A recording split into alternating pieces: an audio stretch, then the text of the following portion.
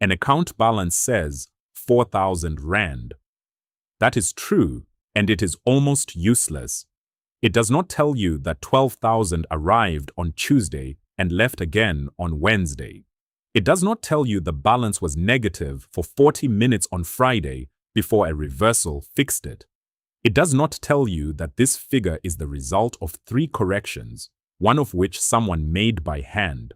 The row is a summary, and every summary is a decision about what to forget. This series is about systems where forgetting is not allowed, and it starts with an uncomfortable observation. Your database is not lying because it is broken. It is lying because you told it to. Look at what a new update actually does. Before it runs, the database knows the balance was 16,000. After it runs, that fact is gone. Not archived, not moved, gone, overwritten in place, and the only trace is a transaction log your DBA will tell you is for recovery, not for questions. We type this statement 100 times a week without noticing that it is the most destructive operation in our toolkit. Every update is a small act of deletion, and the thing you deleted was not data. It was the answer to the question somebody is going to ask you next quarter, which is not what is the balance, but how did it get to be that? The reflex fix is an audit table. Add a trigger, write the old row somewhere before you clobber it, and everyone feels better. And it works for about a year. Then it rots, and it rots for reasons that are structural rather than careless. It is a parallel system nobody reads, so nobody notices when it breaks, and it breaks the first time someone does a bulk update and disables triggers for performance. It records rows, not intentions, so you learn that the status changed from 3 to 7, but never why, which is the only part anyone wanted. And it drifts because a new column gets added to the real table and the audit table does not. And nobody finds out until an auditor does. So here is the inversion the whole series rests on.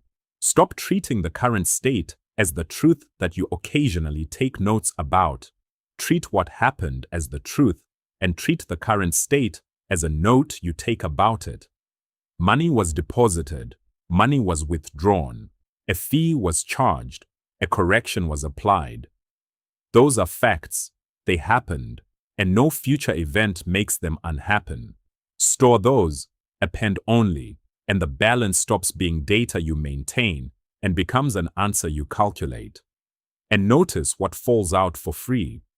The audit log is not a separate system anymore, because the audit log is the system. There is nothing to drift from. Now, before anyone reaches for this because it sounds sophisticated, there is one question that decides whether you need it, and I want you to be honest about the answer. Does anyone ever ask, why is it this? Not what is it? Why? In banking, in insurance, in anything a regulator touches, that question arrives constantly, and it arrives with lawyers. In most CRUD applications, it never arrives at all, and nobody cares what a user's display name was in March. If nobody asks why, event sourcing is a lot of machinery guarding a question no one poses, and episode 8 of this series is entirely about that trap. But when why is asked, and asked seriously, a system that answers it by design is worth more than any amount of clever reporting bolted on afterwards.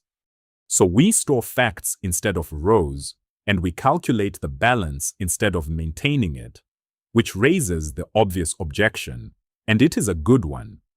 If the truth is a list of everything that ever happened, how do you show somebody a balance without reading all of it?